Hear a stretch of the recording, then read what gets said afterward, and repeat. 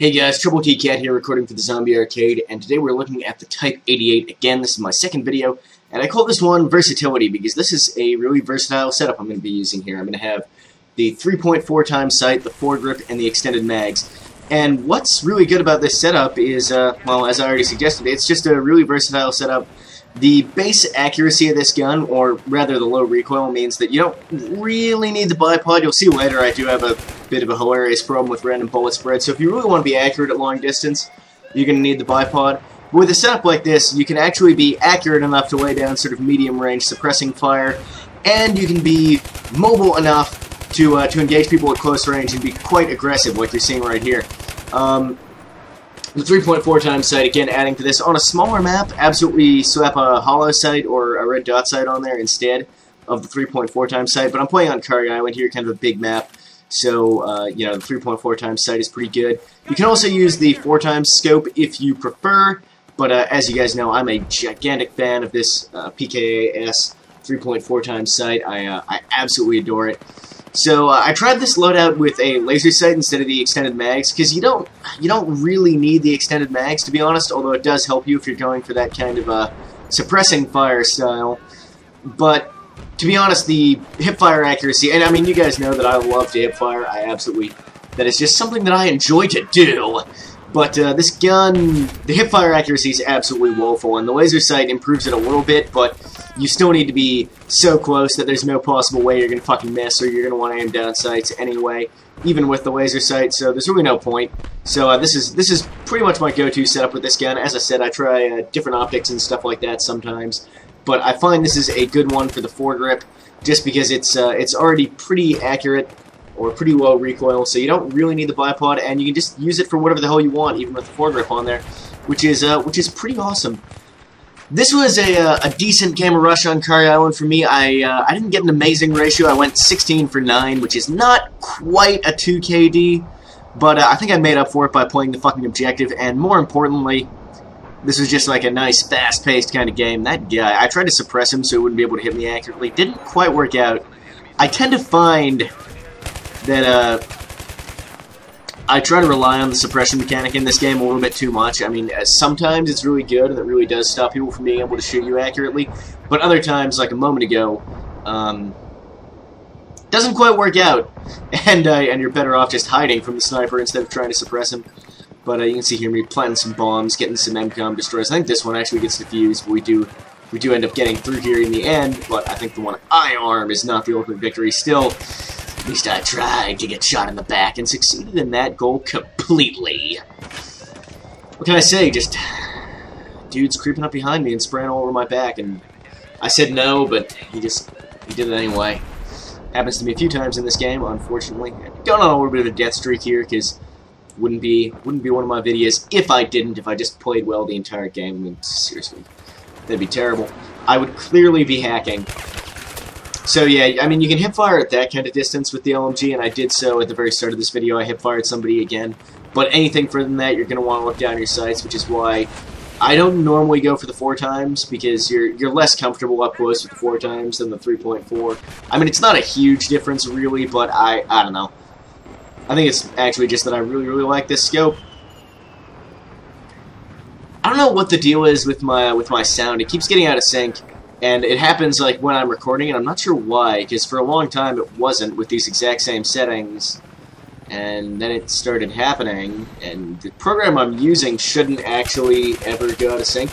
But with this video, I actually manually synced it up a bit better in post, so you shouldn't notice too much.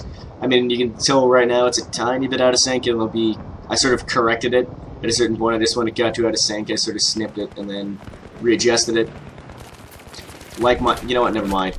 But the point is, if I have to do that with every video from now on, it's not that big a pain in the deal to manually sync it, but I'm going to try and find a way to actually keep it properly in sync.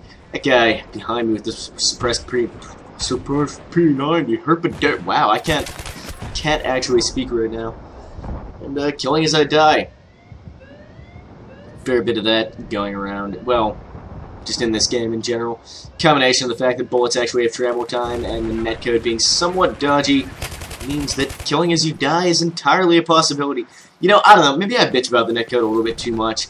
It's kind of weird. Some days it seems really bad, and other days I don't notice it that much. It's kind of, and I seem to recall right after the last patch came out, it seemed like it was a lot better, and it kind of feels like it's deteriorated in a general sense. Why am I talking about the netcode? This is a video about the Type-88, damn it. I guess I'm talking about the netcode because it really has been annoying me lately that I can get shot around corners so much in this game. I mean, there's a lot this game does really, really well in terms of the engine and how it performs and how it looks and all that kind of stuff, but if there is one big problem with the Frostbite engine, and that's the hybrid hit detection that they've got in Frostbite 2, is not working for them. Seriously, guys, just use server-side hit detection. I know it doesn't work that well in a situation where you have a P2P connection like on consoles, but this game has dedicated servers on console. So, I mean, there's no reason. The only time client-side hit detection is better is in a high-latency environment, because then server-side feels kind of dodgy, but there's no reason people should be playing these games in a high-latency environment. So, guys, just seriously, come on. Server-side that shit up. It feels so much superior to me. Anyway, getting towards the end of the game here, you're going to see in a second what I was talking about with the random bullet spread on this game. Not this, although that was not exactly amazing. In just a second here, you're going to see the random bullet spread really fucking me at medium range. I'm taking, you know, some nice controlled shots, keeping the recoil under control, and not a single bullet actually hitting this gentleman. I think one hit him. I do end up managing to hit him in the head. Just this random fucking shot that kills him. But seriously, guys. Yeah, so that took me, what, 120 bullets? But aside from that, this is a pretty good setup. So, you know, as I said before, if you want to do a lot of long-range shooting, you are probably going to want a bipod on this gun. I'm not going to be showing a bipod loadout because, for me, I prefer the mobility, even if you do sometimes have to put up with... I mean, that's a really exceptional case. I just got really, really unlucky with the bullet spread there. Normally I would have put shots on target more quickly than that, but that was kind of severe problems in my life.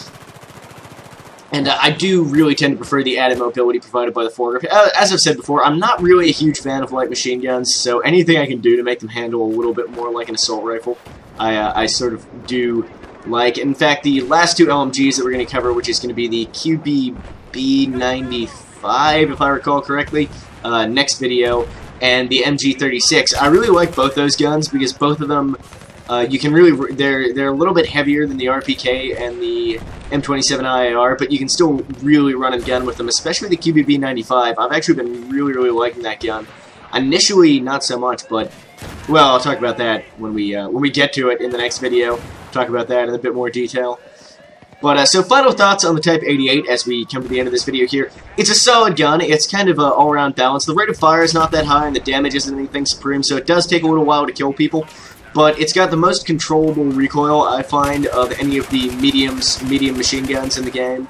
Or, I guess, the heavier light machine guns, or general-purpose machine guns, as many of them are actually classified. And so that makes it nice, just the fact that it's got sort of low recoil. You can sort of run around with it a little bit more easily than some of the other guns, like the M240. And that's nice. It's a good sort of little versatile firing platform. Not amazingly accurate, but controllable. And, you know, a decent enough damage output to get the job done. So I've got my stats screen in here, as per usual, for those of you who are interested in that kind of thing. Thanks for watching, as always. Let me know what you thought of the video, and until next time, Troubletcat, signing off.